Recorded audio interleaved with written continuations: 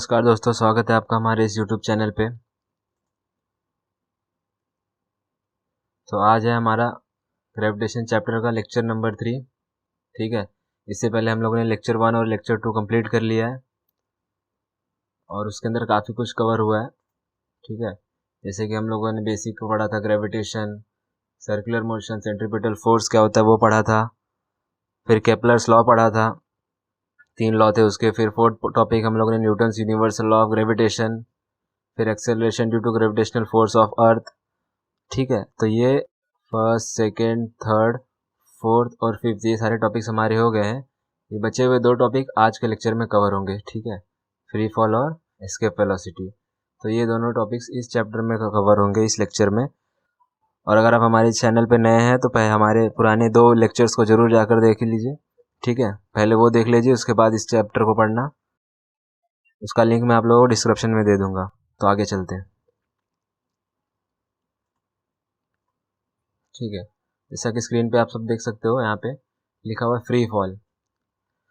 तो यहाँ पे अगर इस वीडियो के हिसाब से समझे तो यहाँ पे एक एलिफेंट है और यहाँ पे कोई तो स्टोन है। अभी ये ऊपर से नीचे की तरफ गिर रहे हैं। ठीक है, तो इनके ऊपर कोई फोर्स लग रहा है क्या? तो बोल सकते हैं हम लोग कि सिर्फ एक ही फोर्स लग रहा है, वो अर्थ की तरफ, नीचे की तरफ अट्रैक्ट हो रहे हैं। ठीक है, ऊपर से नीचे की तरफ दोनों, एलिफेंट भी और स्टोन भी, दोनों नीचे की तरफ गिर रहे हैं। तो इसके ऊपर कोई फोर्स नहीं लग रहा है अदर देन ग्रेविटेशनल फोर्स। ठीक है, तो ऐसा केस जहाँ पे सिर्फ ग्रेविटेशनल फोर्स लगे, ठीक है, किसी भी ऑब्जेक्ट पे, एलिफेंट हो या स्टोन हो, कोई भी हो, उसके ऊपर सिर्फ एक ही फोर्स लगे, और वो कौन सा होगा? Gravitational force. तो हम लोग उस कंडीशन को क्या बोलते हैं? Free fall. अभी मान लेते हैं ये हमारा अर्थ ही है, तो यहाँ पे आसपास एयर होगा। ठीक है, तो जब ये एलिफेंट और स्टोन नीचे गिर रहे होंगे तो चांसेस क्या कंफर्म है कि एयर का प्रेशर इनके ऊपर लगेगा, एयर का फ्रिक्शन लगेगा, तो थोड़ा सा फोर्स ऊपर की तरफ रहेगा। तो हम लोग ये नहीं बोल सकते कि इसके ऊपर सिर्फ ग्रेविटेशनल फोर्स एक्ट कर रहा है, थोड़ा बहुत एयर का भी फ्रिक्शन एक्ट कर रहा है। ठीक है, सो हम लोग यहाँ पे बोलेंगे कि अगर वैक्यूम हो, जहाँ पे कोई मीडियम नहीं है, एयर भी नहीं है, तो उस केस में हम लोग बोल सकते हैं कि वो ट्रू फ्री फॉल है। ठीक है, जहाँ पे वैक्यूम हो। Whenever an object moves under the influence of force of gravity alone, ठीक है, सिर्फ फोर्स ऑफ ग्रेविटी ही हो अगर, तो हम लोग क्या बोलते हैं? ये बॉडी इज फॉलिंग फ्रीली। ये वर्ड जरूरी है, ग्रेविटी अलोन। ठीक है, यहाँ पे सिर्फ ग्रेविटी अलोन एक्ट करता है, तो हम लोग क्या बोलते हैं? फॉलिंग फ्रीली, या तो फ्री फॉल का कंडीशन है। During the free fall frictional force due to air opposes the motion. ठीक है, मैंने पहले भी बोला कि वहाँ पे एयर है तो वहाँ पे फ्रिक्शन फोर्स लगेगा एयर का। ठीक है, opposes the motion of the object and buoyant force also acts on the object. Buoyant force air की वजह से ही आता है। ठीक है, तो यहाँ पे हम लोग बोल सकते हैं कि एयर की वजह से फ्रिक्शनल फोर्स आता है और बॉयंट फोर्स भी आता है। तो हम लोगों ने क्या बोला? फ्री फॉल कब होगा? जब सिर्फ ग्रेविटी एक्ट करे। पर यहाँ पे ये 2 फोर्स और भी आते हैं, इसलिए मैंने पहले ही बोला कि अगर सिर्फ वैक्यूम होगा, ठीक है, वैक्यूम में कोई मीडियम नहीं है तो उसका कोई फोर्स भी नहीं एक्ट करेगा वहाँ पे, तो हम लोग बोल सकते हैं कि ट्रू फ्री फॉल कब पॉसिबल है?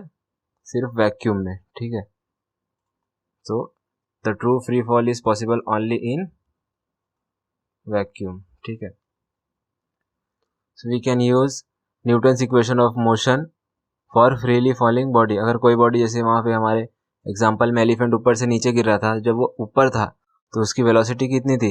0 थी, और उसका एक्सेलरेशन क्या था? स्मॉल जी के बराबर, जो कि क्या है? Acceleration due to gravity. ये सब हम लोगों ने पिछले चैप्टर में, लेक्चर में पढ़ लिया है। ठीक है, तो ये सबको पता होगा ये क्या है? ये फर्स्ट इक्वेशन ऑफ मोशन है, न्यूटन का फर्स्ट इक्वेशन ऑफ मोशन है।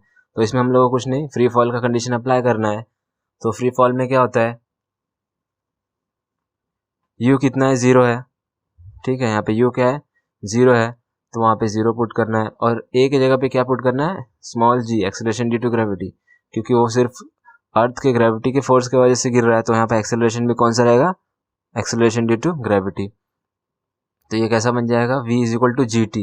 यू 0 है तो वो हट गया, और ए की जगह पे क्या आ गया? जी आ गया। फिर सेकेंड इक्वेशन ऑफ मोशन क्या है? s is equal to U T plus half A T square. अब इसमें भी u 0 है तो ये 0 हो जाएगा पूरा टर्म, ये पूरा कैंसिल हो जाएगा, और यहाँ पे ए की जगह पे क्या आएगा? जी। तो ये क्या बन जाएगा? S is equal to half G T square, ठीक है। फिर थर्ड इक्वेशन क्या है, V square is equal to U square plus 2as, यहाँ पे भी यू 0 पुट करो तो हम लोग को क्या मिलेगा, V square is equal to 2gs, ठीक है। तो ये जो थे, कोई भी बॉडी अगर नॉर्मली मूव कर रहा है किसी और फोर्स के अंडर में तो ये यूज़ करेंगे, और ये इक्वेशंस का भी यूज़ करेंगे for a freely falling body, या तो हम लोग बोल सकते हैं फ्री फॉल के केस में। अब ये बहुत इंपॉर्टेंट है, यहाँ पे क्या लिखा है, for calculating the motion of an object throne upward acceleration is negative. मतलब अगर हम लोग ने किसी बॉडी को ऊपर की तरफ फेंका है, ठीक है, तो उसका डायरेक्शन और अर्थ के ग्रेविटी का डायरेक्शन अपोजिट हो जाएगा। तो जब भी डायरेक्शन अपोजिट होता है वहाँ पे क्या होता है, हम लोग स्मॉल जी का वैल्यू के सामने माइनस लगाते हैं, ठीक है, वो नेगेटिव हो जाता है। तो आगे चलते हैं, तो सॉल्व एग्जांपल देखते हैं अब, ठीक है। अब यहाँ पे क्वेश्चन में क्या दिया हुआ है, an iron ball of mass 3 kg is release from a height of 125 meters and falls freely to the ground. Assuming that the value of small g is 10 meter per second square, calculate the time taken by ball to reach the ground, velocity of ball on reaching the ground, height of the ball at the half time, the time taken to reach the ground. तो ये मान लेते हैं यहाँ पे कोई iron का ball है, वो फ्रीली फॉल हो रहा है, ठीक है, अर्थ के ग्रेविटी के इन्फ्लुएंस में वो नीचे गिर रहा है। तो जब वो ऊपर से नीचे आएगा, ठीक है, तो उसकी हाइट कितनी है यहाँ से 125 मीटर्स। अब वो क्या बोल रहा है, जब वो वहाँ से नीचे गिर रहा है उसके ऊपर जी का value 10 metre per second square है, तो उसका हम लोग को टाइम निकालना है, कितने टाइम पे वो नीचे पहुँचेगा यहाँ पर।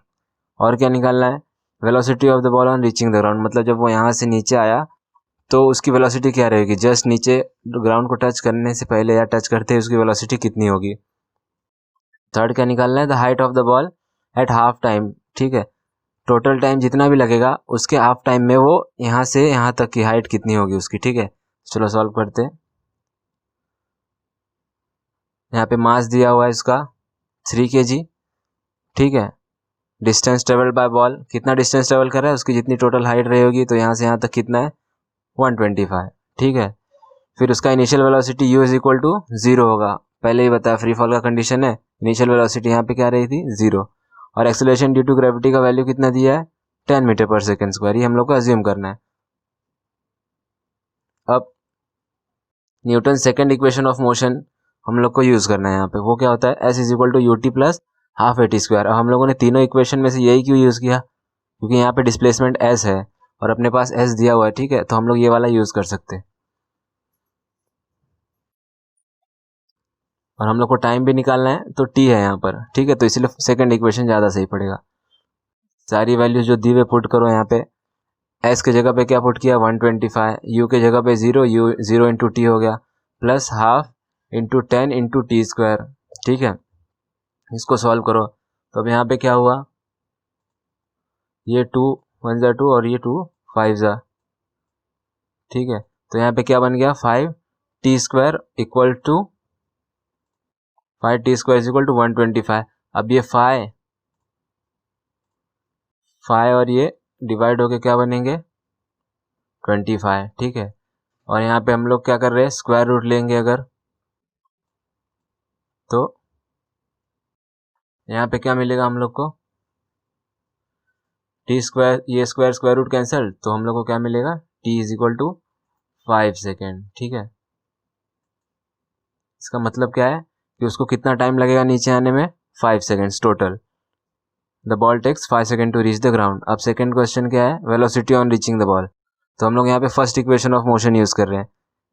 यहाँ पे क्या है, v is equal to U plus A T, V क्या है फाइनल वेलोसिटी जब वो यहाँ पे पहुंचेगा, u तो 0 है, एक्सेलरेशन हम लोग को 10 दिया हुआ है 10 मीटर पर सेकेंड स्क्वायर, और टाइम हम लोगों ने निकाला 5, तो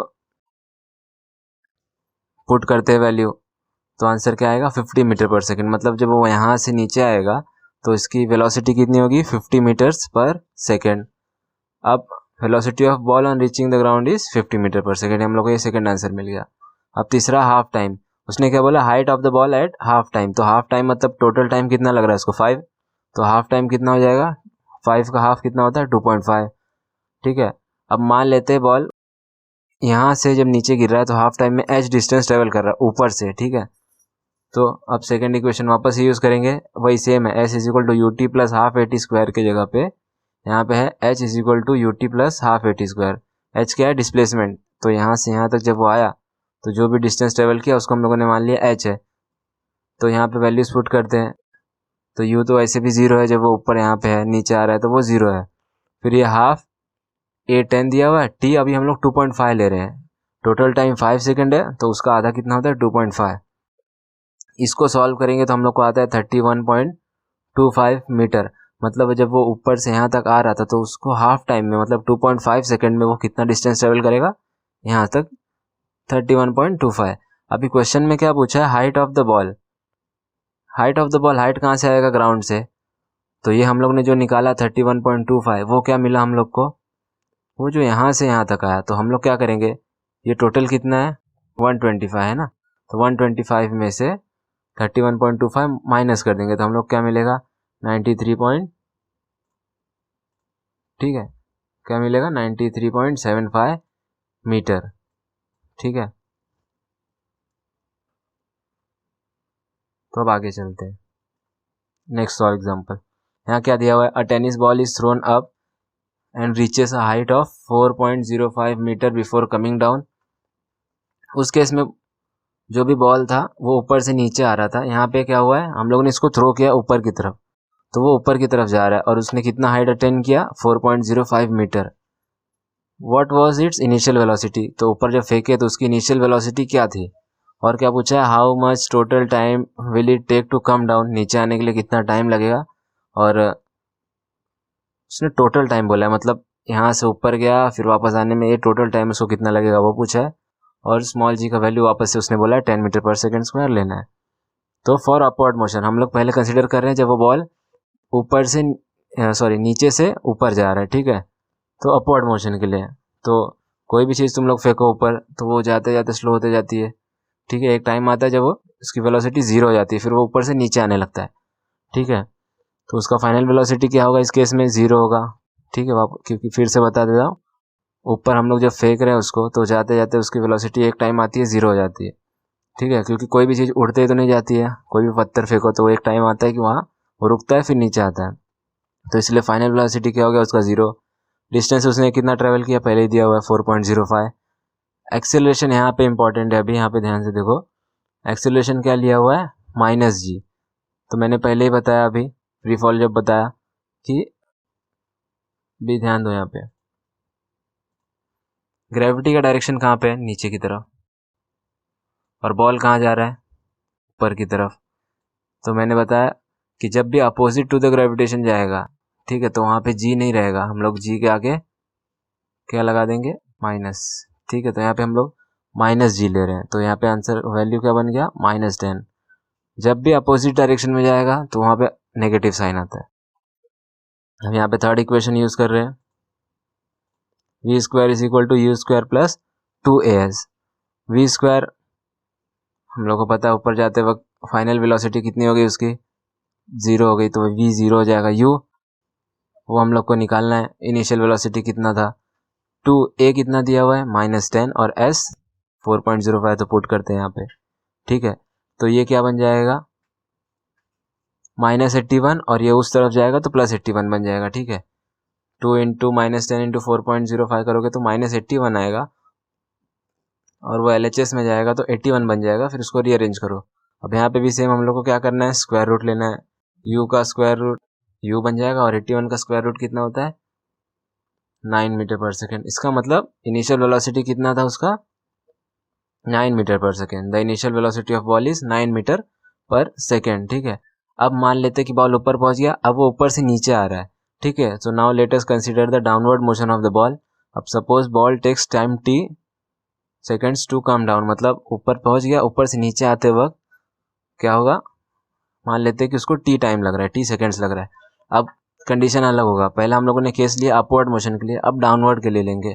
तो जब डाउनवर्ड के लिए लेंगे तो ये फ्री फॉल का कंडीशन होगा, क्योंकि जब वो ऊपर से नीचे आ रहा है तो उसके ऊपर कौन सा फोर्स एक्ट कर रहा है? Gravitational force. एयर को हम लोग निगलेक्ट कर देते हैं। ठीक है, तो ये ऊपर से नीचे आ रहा है तो फ्री फॉल का कंडीशन है। अब फ्री फॉल में क्या होता है? इनिशियल वेलोसिटी 0 होती है। ठीक है, तो यहाँ पे हम लोग मान लेंगे u क्या है? 0 है, और इस केस में जी का वैल्यू -10 नहीं लेंगे, +10 लेंगे। क्यों? क्योंकि पहले केस में जब हम लोग ऊपर का मोशन कंसिडर कर रहे थे तब तो बॉल ऊपर जा रहा था, लेकिन अब क्या हो रहा है सेकंड केस में, वो डाउनवर्ड आ रहा है। ठीक है, और ग्रेविटेशनल फोर्स का भी डायरेक्शन किधर है? नीचे की तरफ। तो सेम डायरेक्शन में है तो यहाँ पे हम लोग क्या लेंगे? +g लेंगे। ठीक है, यहाँ पे माइनस नहीं आएगा, +g आएगा। प्लस लिखने की जरूरत नहीं है तो हम लोग क्या लिखेंगे? सिर्फ g, और वैल्यू क्या लेंगे? +10 मीटर/सेकंड स्क्वायर। अब वो ऊपर से नीचे आ रहा है तो उसने डिस्टेंस भी तो सेम ही ट्रेवल किया रहेगा, तो s अपना सेम रहेगा। अब आगे चलते हैं। अब यहाँ पे सेकंड इक्वेशन ऑफ मोशन लगा रहे, तो s = ut + half at²। s कितना दिया हुआ है? 4.05। u इनिशियल वेलोसिटी 0 है क्योंकि हम लोग डाउनवर्ड मोशन कंसिडर कर रहे हैं। हाफ a का वैल्यू 10 है और t निकालना है हम लोग को, कितना टाइम लग रहा है। ठीक है, तो बस इसको सॉल्व करेंगे, ये 5 हो जाएगा। ठीक है, 4.05 = 5t²। फिर यहाँ पे कैंसल आउट करेंगे, मतलब ये डिवाइड होगा यहाँ पे तो 0.81 आएगा। सो वापस से हम लोग को स्क्वायर रूट लेना है, तो टी क्या मिलेगा हम लोग को? 0.9 सेकेंड। पर यहाँ पे ये ध्यान देने की बात है कि ये जो टी मिला ये ऊपर से नीचे आते वक्त कितना टाइम लगा वो मिला हम लोग को, मतलब हम लोग ने जो डाउनवर्ड मोशन कंसिडर किया है, ठीक है, डाउनवर्ड मोशन, तो उसके लिए टाइम कितना लग रहा है? 0.9 second. The ball will take 0.9 second to reach the ground. It will take same time to go up as because the time taken to go up is same as the time taken to come down। अब यहाँ पे एक खास बात होती है free fall में, जितना हम लोग को टाइम ऊपर जाने में लगता है उतना ही टाइम नीचे आने में लगता है। अब इसका प्रूफ मैं जब एक्सरसाइज सॉल्व करूंगा तब तुम लोग को दे दूंगा। ठीक है, अभी के लिए याद रखो कि जितना टाइम लगता है ऊपर जाने के लिए उतना ही टाइम लगता है नीचे आने के लिए।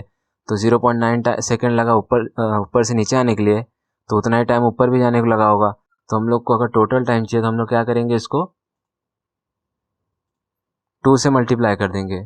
ठीक है, ऊपर से नीचे आते वक्त कितना लगा? 0.9, तो हम लोग उसको 2 से मल्टीप्लाई कर देंगे तो कितना मिला हम लोग को? 1.8। मतलब उसको टोटल टाइम कितना लगेगा? 1.8 सेकेंड। ठीक है, तो आगे चलते हैं। अब gravitational potential energy. Gravitational potential energy जानने से पहले हम लोग जानते हैं कि पोटेंशियल एनर्जी क्या होता है। तो पोटेंशियल एनर्जी क्या होता है? The energy because of state और पोजीशन। मतलब किसी भी ऑब्जेक्ट को हम लोग सपोज 10 मीटर पे रखते हैं तो उसकी एनर्जी कुछ होती है, फिर उसका पोजीशन हम लोग चेंज करके उसको 20 मीटर की हाइट पे रखते हैं तो उसकी कुछ एनर्जी होती है। मतलब जो भी उसके स्टेट और पोजीशन की वजह से जो भी एनर्जी होती है उसको हम लोग बोलते हैं पोटेंशियल एनर्जी। और ये फॉर्मूला तुम लोग ने देखा होगा, पोटेंशियल एनर्जी = mgh। m क्या है? Mass of the body. g क्या है? वही एक्सेलरेशन ड्यू टू ग्रेविटी। और h क्या है? कितने हाइट पे है वो। ठीक है, तो जो भी एनर्जी स्टेट और पोजीशन की वजह से होती है उसको हम लोग बोलते हैं पोटेंशियल एनर्जी। तो मान लेते हैं ये अर्थ है और अर्थ पे ये कोई पर्सन बैठा हुआ है h हाइट पे, तो इसकी पोटेंशियल एनर्जी कितनी होगी? mgh होगी। अब यहाँ पे ग्रेविटी की वजह से ये पोटेंशियल एनर्जी हो रहा है तो इसलिए हम लोग इसको बस ग्रेविटेशनल पोटेंशियल एनर्जी बोलेंगे, ऐसा ध्यान में रखो। ठीक है, अब मान लो कि हम लोग इस पर्सन को उठा के कुछ हाइट पे ले जा रहे हैं तो ये हाइट बढ़ जाएगी, ये h का वैल्यू क्या होगा? इंक्रीज होगा। ठीक है, तो जैसे ये पर्सन यहाँ से यहाँ तक पहुँचा तो इसका h बढ़ेगा, ये h का वैल्यू जो है स्मॉल h, ये हाइट बढ़ेगा। फिर हम लोगों ने लेक्चर नंबर 2 में देखा था कि जब हम लोग हाइट बढ़ाते हैं तो ये जो g का वैल्यू है ये कम होता है। ठीक है, g का वैल्यू जो है वो क्या होगा? डिक्रीज होता जाएगा। इसका मतलब ये पर्सन जितना दूर जाते जाएगा उसकी हाइट बढ़ती जाएगी और ये g का वैल्यू कम होते जाएगा। एक टाइम आएगा, सपोज वो यहाँ पे पहुँचा यहाँ तक तो h बढ़ा, g कम हुआ, फिर यहाँ पे बढ़ा, वापस से h बढ़ा, g और कम हो गया। ठीक है, फिर थोड़ा आगे आगे आगे एक पॉइंट आएगा, अब यहाँ पे h का वैल्यू इतना ज़्यादा हो गया कि g का वैल्यू क्या हो जाएगा? 0 हो जाएगा। ठीक है, इसके डिटेल में अगर तुम लोग को देखना है तो लेक्चर नंबर 2 रिफ़र कर लेना एक बार, क्योंकि उसमें मैंने बताया है कि हाइट के हिसाब से कैसे वेरी करता है। तो फिर से रिपीट करता हूँ, यहाँ पे पहुँचा तो h बढ़ा, g कम हुआ, फिर थोड़ा आगे गया, h बढ़ा, g कम हुआ, ऐसे ऐसे करते करते ये जो पॉइंट आएगा यहाँ पर, ठीक है, हाइट इतनी ज़्यादा हो जाएगी कि g का वैल्यू 0 हो जाएगा। अब इससे भी थोड़ा भी आगे गया वो पर्सन, ठीक है, थोड़ा भी आगे गया यहाँ से यहाँ तक, तो ये h की वैल्यू इतनी बढ़ जाएगी कि अब ये g का वैल्यू नेगेटिव होना शुरू हो जाएगा। ठीक है, इसके वजह से यहाँ पे हम लोग बोलते हैं ये जो फॉर्मूला है यहाँ पे देखो, ये GP क्या है, ग्रेविटेशनल पोटेंशियल एनर्जी, ये कितना आता है -GMM/r+h। G क्या है, universal gravitational constant, M mass of the planet, यहाँ पे हमारा अर्थ है, M mass of the object, r+h, r radius of the earth और h इसका हाइट है।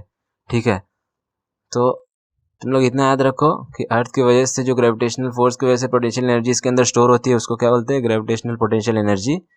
ठीक है, और नेगेटिव के होते हैं वो मैंने बताया, हाइट बढ़ाते जाएंगे, एक टाइम पे 0 होगा, फिर और बढ़ाएंगे तो वो नेगेटिव होना शुरू हो जाएगा। ठीक है, हमारे सिलेबस में बस इतना ही है। अगर तुम लोग को इसके बारे में और कुछ जानना है तो कमेंट करना, मैं इसका डिटेल वीडियो बना दूंगा।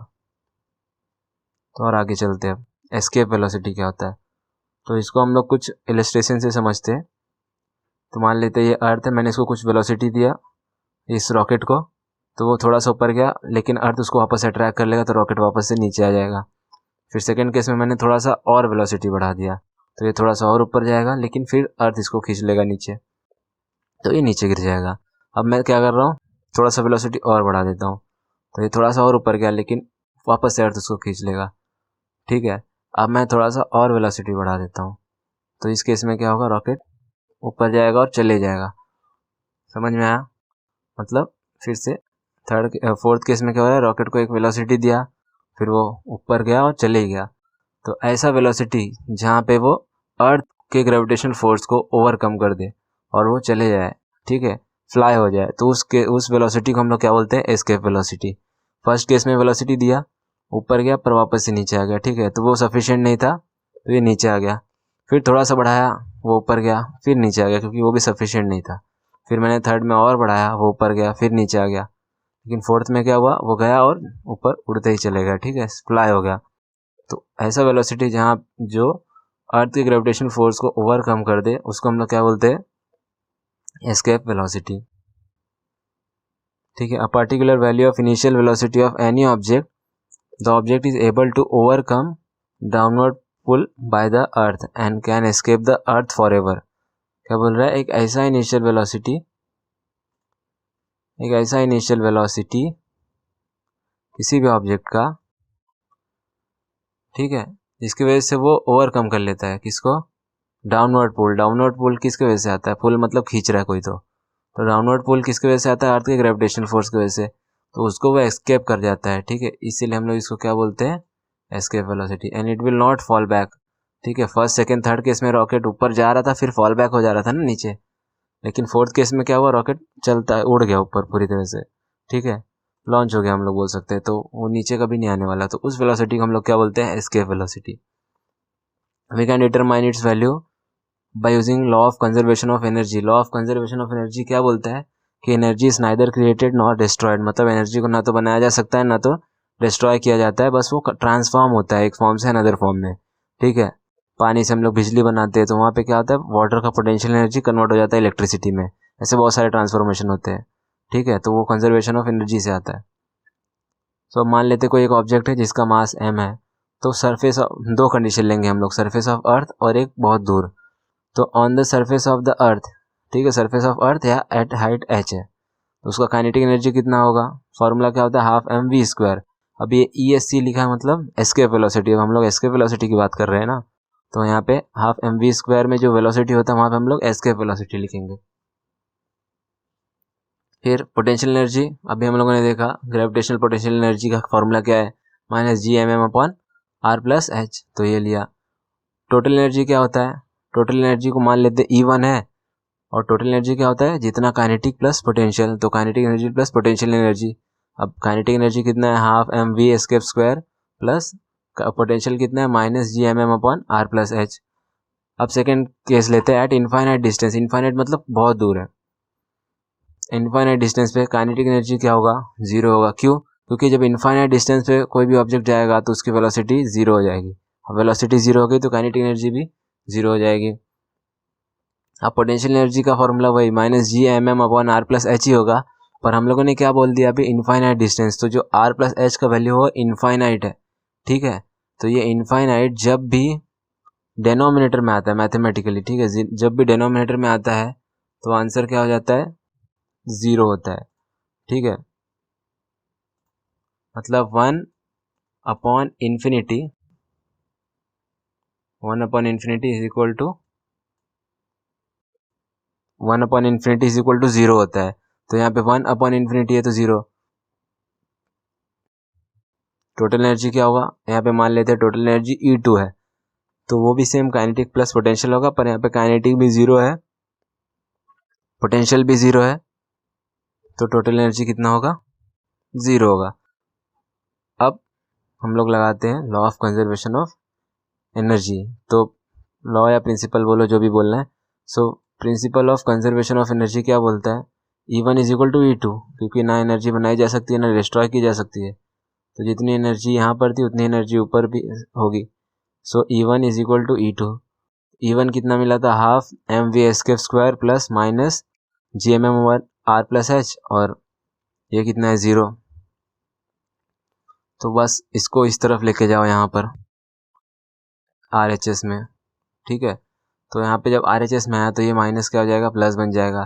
फिर यहाँ पे ये m और ये m कैंसिल आउट हो जाएगा, और ये जो 2 है ये इस तरफ आ जाएगा यहाँ पर।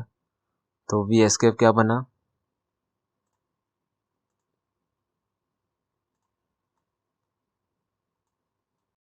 टू gm/r+h, ठीक है। ये रब कर देता हूँ मैं। तो एक बार फिर से रिपीट करता हूँ, दोनों एनर्जी सेम है। फिर हम लोगों ने इसको इक्वेट किया, E2 0 है, E1 half mv² plus minus gmm/r+h। फिर ये इस तरफ आया RHS में, फिर ये mm कैंसिल हो गया और ये 2 इस तरफ गया, तो v² is equal to 2gm/r+h। अब हम लोग कुछ नहीं, स्क्वायर रूट लेंगे, तो ये स्क्वायर रूट स्क्वायर हट जाएगा, v² बन जाएगा, और यहाँ पे स्क्वायर रूट आएगा 2gm/r+h। अब ये क्या है, लेक्चर 2 में बताया था एक्सेलरेशन ड्यू टू ग्रेविटी का फॉर्मूला क्या होता है, gm/r²। तो यहाँ पे r² को इस तरफ मैं मल्टीप्लाई करता हूँ, तो वो ये क्या बन जाएगा, gr² is equal to g into m। तो यहाँ पे ये gm दिख रहा है, तो यहाँ पे हम gm की जगह पे क्या लिख देंगे, gr², ठीक है। ये जो gm है,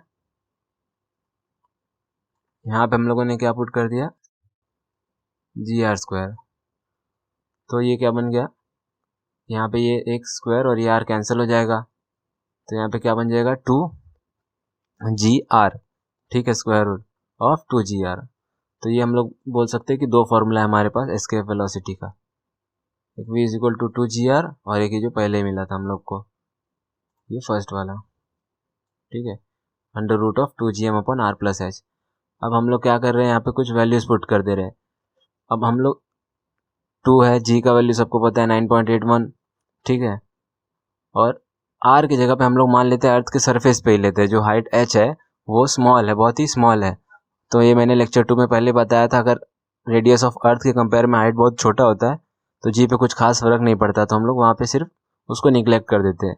तो यहाँ पे मैंने r की जगह पे क्या लिया, रेडियस ऑफ अर्थ 6.4 इंटू 10⁶। ये सारे वैल्यूज पुट किया, सॉल्व करेंगे तो इतना हम लोग को क्या मिलेगा, 11,205 मीटर पर सेकेंड। फिर यहाँ पे 1000 से मल्टीप्लाई एंड डिवाइड करेंगे, ठीक है। तो यहाँ पे क्या होगा, ये 11,205 1000 से डिवाइड होने के बाद क्या बन जाएगा, 11.2 किलो, ठीक है। और ये 1000 मीटर क्या बन जाएगा, 1 किलोमीटर। तो यहाँ पे किलोमीटर पर सेकेंड आ जाएगा, इसको कन्वर्ट किया हुआ है, ठीक है। तो हम लोग यहाँ पे ध्यान से एक बार फिर से देख लेते हैं। 2 है, जी की जगह पे 9.81 पुट किया, आर की जगह पे 6.4 इंटू 10⁶। इसको सॉल्व करोगे तो 11,205 आता है। तो यहाँ पे जब सॉल्व करोगे तो ये इतना ही तुम लोग मल्टीप्लाई करना, 2 इंटू 9.81 इंटू 6.4 और उसका स्क्वायर रूट लेना, और ये 10⁶ बाहर आके 10�3 बन जाता है, ठीक है। अब वो कैसे होता है मैं अभी बताता हूँ। तो इसको सॉल्व करेंगे तो हम लोग को मिलेगा 11,205 मीटर्स पर सेकेंड में मिलेगा, SI यूनिट में। फिर हम लोग इसको 1000 से मल्टीप्लाई और डिवाइड करेंगे, तो ये यहाँ पे डिवाइड होगा कितना, 11,205 जब डिवाइड होगा इससे तो वो क्या बन जाएगा, 11.2, और ये 1000 मीटर है यहाँ पे ऊपर, 1000 मीटर न्यूमरेटर में। तो वो 1000 मीटर किसके बराबर होता है, किलोमीटर्स के, तो वो क्या बन जाएगा, किलोमीटर पर सेकेंड।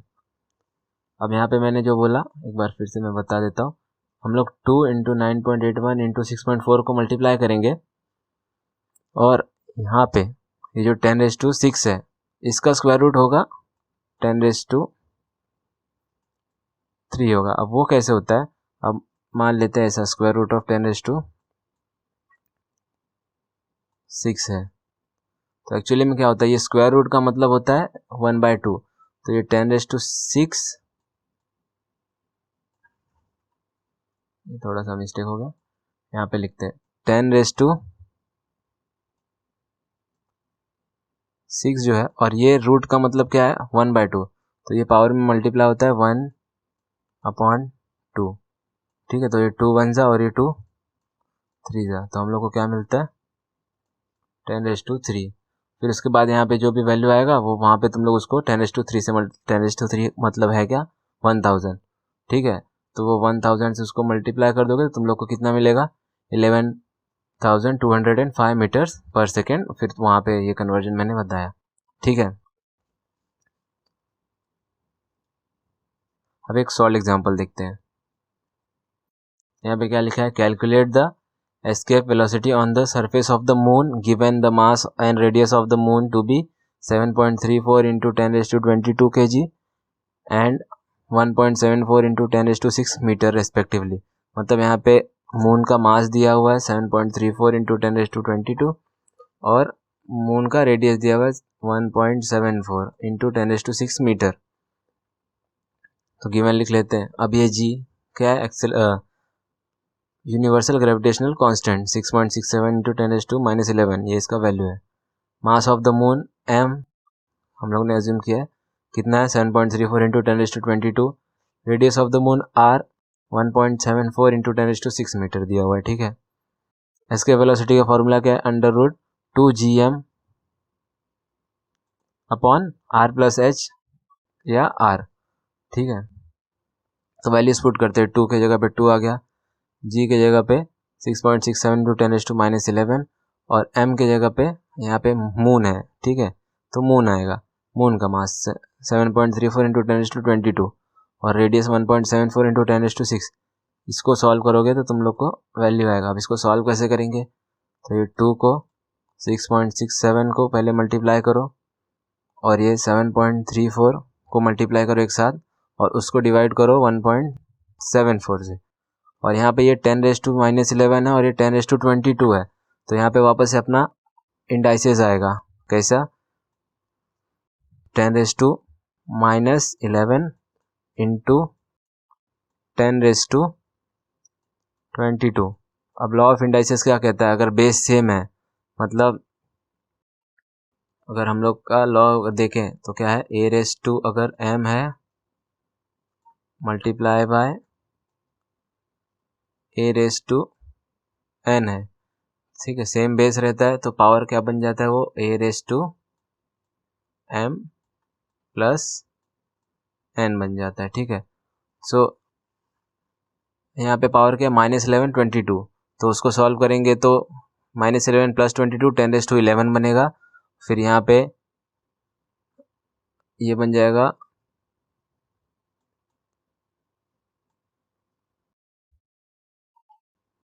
यहाँ पे ये बन जाएगा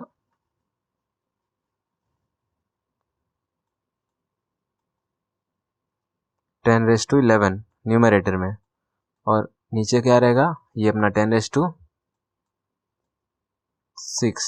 और ये अंडर रूट में रहेगा, ठीक है। ये हम लोग पहले कर लेंगे 2 इंटू 6.67 इंटू 7.34 और जो भी वैल्यू आएगा उसको डिवाइड करेंगे 1.74 से, ठीक है, उसका रूट निकालेंगे।